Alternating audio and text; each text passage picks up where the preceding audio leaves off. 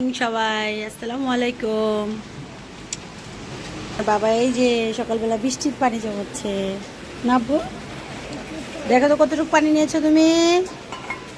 এই বেবি আজকে বৃষ্টির পানি নিচ্ছে সকালবেলা, একটু জমিয়েছে আবার। এই এই যে এই যে আরো আরো পানি না, আরো পানি নাববো।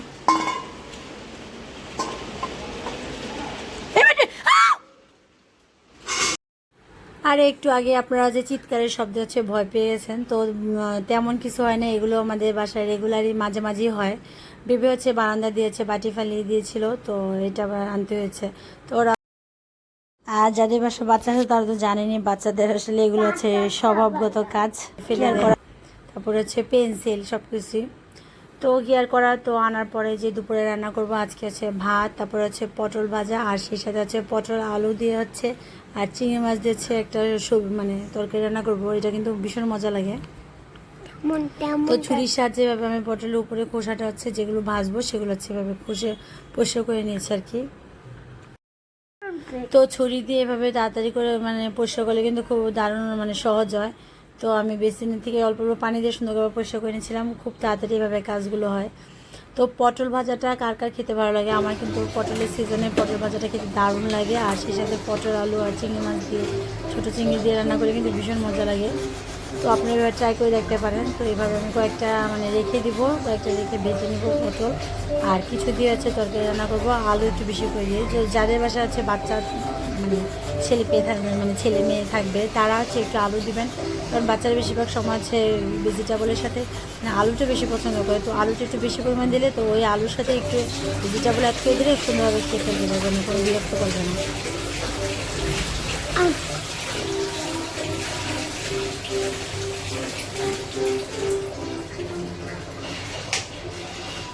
তো যেগুলো আমি হচ্ছে ভেজে নেব সেগুলো হচ্ছে জাস্ট উপর দিয়ে হচ্ছে ছুরির সাহায্যে হচ্ছে এভাবে মানে খোসাটা ছাড়িয়ে হালকা করে তারপর হচ্ছে এভাবে কেটে নেব। আর যেগুলো দিয়ে হচ্ছে পটল আলু দিয়ে রান্না করবো সেগুলো হচ্ছে অল্প একটু খোসা ছিলবো আর অল্প একটু মানে খোসা রাখবো, তাহলে কী হবে বেশি মানে পটলটা গলে একটু বেশি নরম নরম হয়ে যায় না, খেতেই ভীষণ ভালো লাগে। আপনারা চাইলে কিন্তু পুরো খোসাটাও ফেলে দিতে পারেন, অথবা এভাবে অল্প অল্প রেখে রেখে অল্প অল্প এরকম করে তারপর ছোটো ছোটো করে পিস করে আমি হচ্ছে কেটে নেবো আর কি।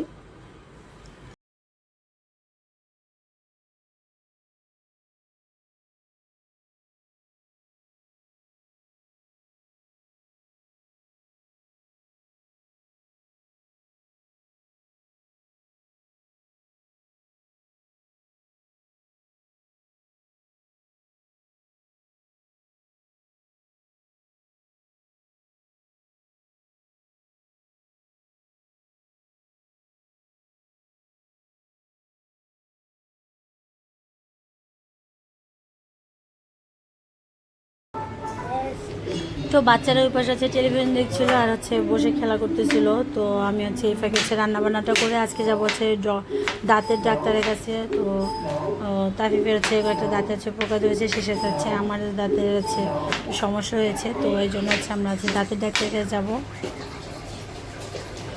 তো এই যে আলুটা একটু বেশি করে নিয়ে নিলাম। তো পটল আলুটা মানে রান্না করলে আলুটা একটু বেশি করে নিলে বাচ্চারা হচ্ছে খেতে ভীষণ পছন্দ করে। তো এইভাবে খুব সহজে কিন্তু এই রেসিপিটা রান্না করতে পারেন, আর এটা কিন্তু খেতে দারুণ মানে মানে ভালো লাগবে। আর এই সিজনে যেহেতু পটল অনেক পরিমাণ বাজারে পাওয়া যাবে, তো এইভাবে রান্না করে আপনারা দেখতেই পারেন। যে সিজনারি যেই সবজিগুলো আসলে পাওয়া যায় সেগুলো যদি আমরা ওরকম রান্না করি তাহলে কিন্তু খেতে দারুণ লাগে। সিজন পর আর পটল পাওয়া যাবে না, তো এখন পটল থাকাকালীন সময় এভাবে রান্না করে নেবেন, দেখবেন ভীষণ মজা লাগে।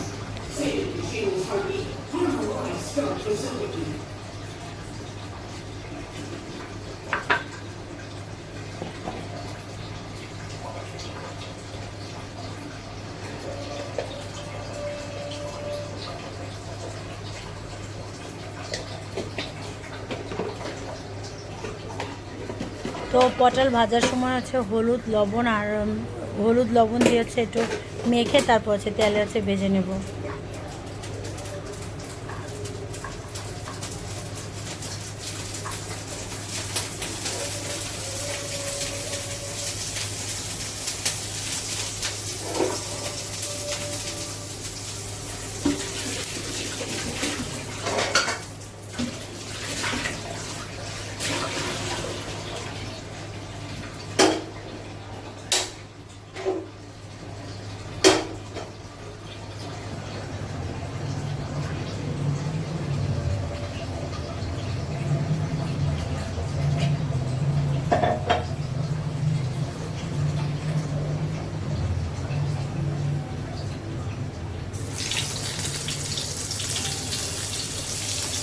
তো এই তো তেল দিয়ে হচ্ছে এখন পটলগুলো ভেজে নেব। আর পটলটা কিন্তু এভাবে গরম ভাতে খেতে খেতে খেতে ভীষণ ভালো লাগে, অথবা খালি খেলেও আমার কাছে ভীষণ পছন্দ পটলটা এভাবে রান্না করে খেলে, মানে ভাজা। আর সেই সাথে যদি কেবল পেঁয়াজ ভেজে দিতে পারেন তো আরও বেশি মজাদার হয়ে যায়।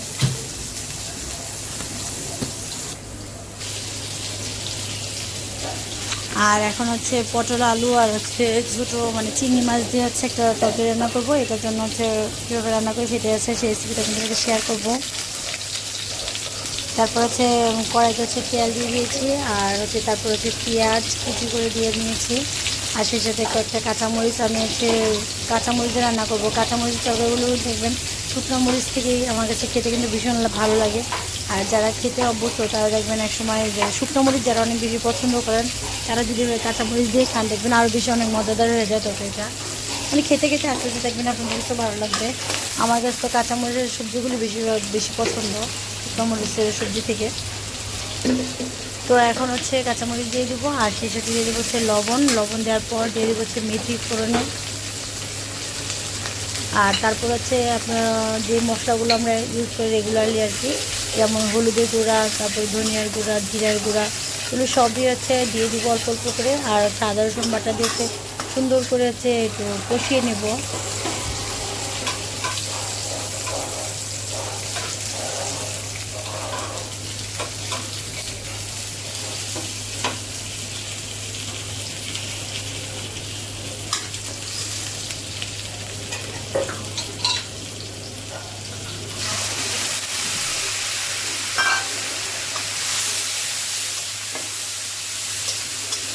আর ধোঁয়া উঠে একদম ভরে গেছে, অল্প একটু পানি দিয়েছিলাম মানে কষানোর জন্য, কী পরিমাণ ধোঁয়া উঠে গেছে।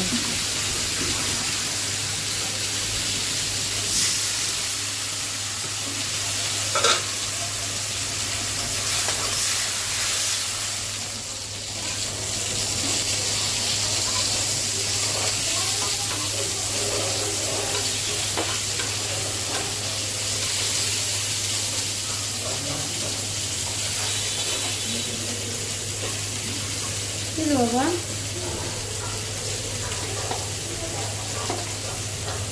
বাবা দুটো বাবা না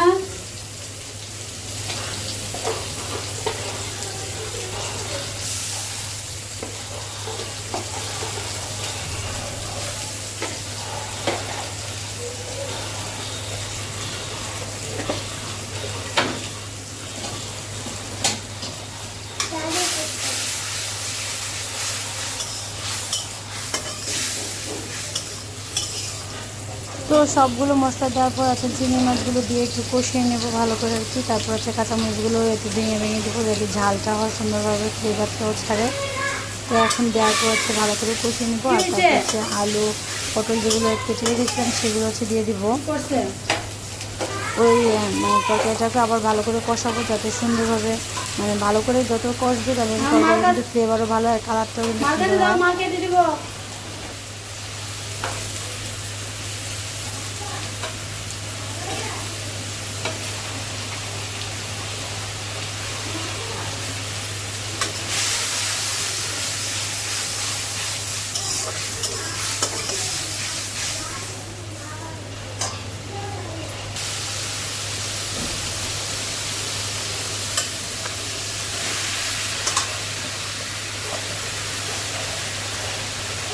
আর যে পটল আলুটা দেওয়ার পর হচ্ছে ভালো করে কষিয়ে নেবো, 5-6 মিনিটের মধ্যে একটু কষিয়ে নেবেন চুলাটা মিডিয়াম আঁচে রেখে।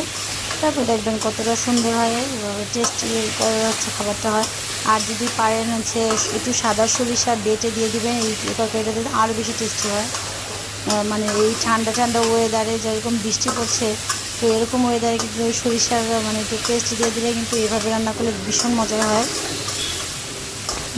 বাসা হচ্ছে বানিয়ে ট্রাই করবেন। আর যারা মানে এইভাবে রান্না করেন তারা জানেনই, আর যারা হচ্ছে নতুন রাঁধুনি অথবা নতুন যাদের মানে সংসার লাইফ শুরু হয়েছে তারা এভাবে করতে পারেন, ভীষণ মজাদার। আর খেয়ে তো মানে বা করতে থাকবে সবাই, এতটা মজার এই তরকারি রেসিপিটা আর কি।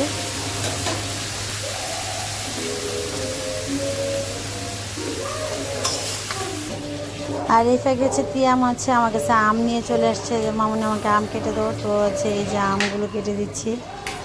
আর মানে এই এই সিজনে মানে আমের একটা মৌসুমে আমগুলো খেতে কিন্তু দারুণ মজা লাগে। তো আমার তো আমাদের ফ্যামিলির সবারই হচ্ছে আম ভীষণ পছন্দ। তো সেই সাথে কাঁঠালটা আমাদের বেশি একটা খাওয়া হয় না, কারণ কাঁঠালটা তো বেশি বাচ্চারা খেতে চায় না, আর আমার কাছেও এত বেশি ভালো লাগে না কাঁঠাল। তো এই যে আমগুলো কেটে দিচ্ছি এখন এটা প্লেটে।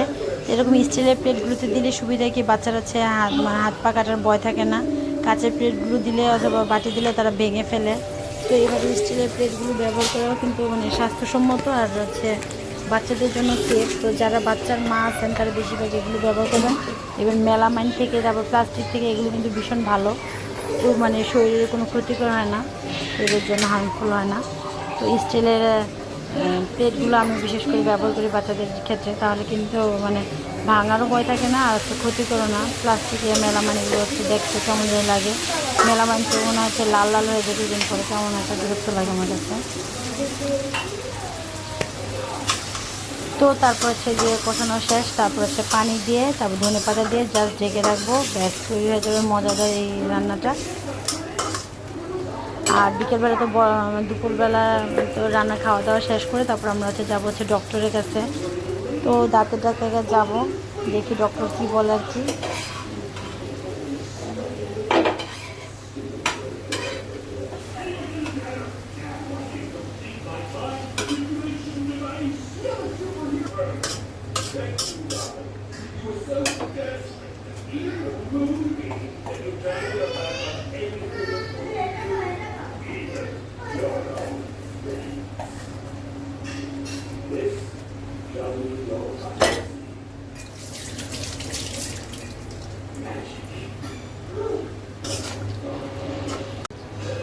তো আমার রান্না করা শেষ। তো আমার ঢেঁড়স ভাজাও শেষ, কত সুন্দর কালারটা হয়েছে। আর এটা দিয়ে মানে খেতে তো কি বলবো, আলহামদুলিল্লাহ অনেক ভালো লাগে, অনেক মজা। তো ঢেঁড়সের এই সিজনে আপনারা খাবেন অবশ্যই।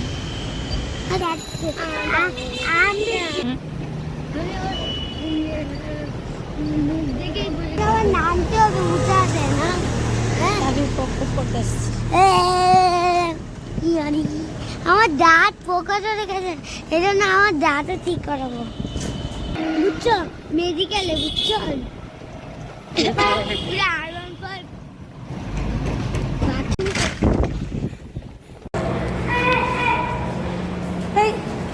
খোলো খোলো খোলো, আবার খোলো। কত তুলে না, থ্রি আয় তুতে দিব, থ্রিতে আমরা এখন এসে করছি দাঁত দেখাতে। এটা আমার দাঁত, দেখি আমার দাঁত দেখাইতে, আজকে আমারও দাঁত দেখাবো।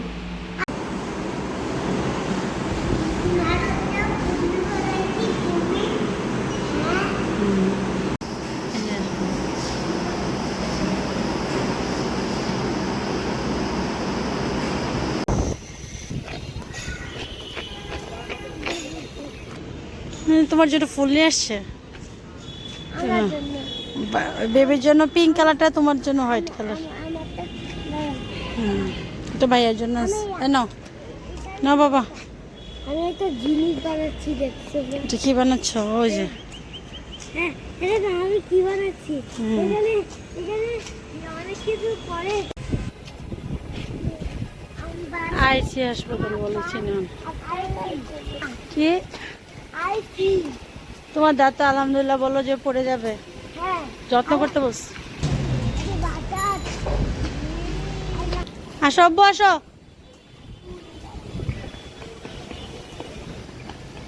দুজন হসপিটাল থেকে বেরো, দৌড়াদৌড়ি করতেছে। তোমাকে এত সুন্দর ফুলটা আম্মু দিলাম আর তুমি আমাকে দিয়ে দিলাম। কষ্ট পেল, আওয়াজ হচ্ছে নিচে রডের কাজ করে, দাঁতের কাজের না, দাঁতের কাজের আওয়াজ নয়। চলো আব্বু চলো, চলে যাই, চলো চলো শোনো। ডক্টর দেখানো শেষ, আমরা চলে গেছি সে বাসায়।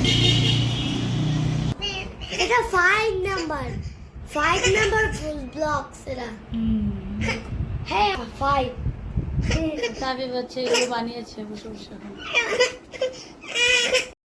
তো বাসায় আসার পর কি বলবো, তিয়াম হচ্ছে রাস্তার মধ্যে ঘুমিয়ে গিয়েছিল। বাসায় আসার পর হচ্ছে তিয়ামে হচ্ছে অনবরত কান্না করতেছিল আর মানে ভীষণ কান্নাকাটি করছিল।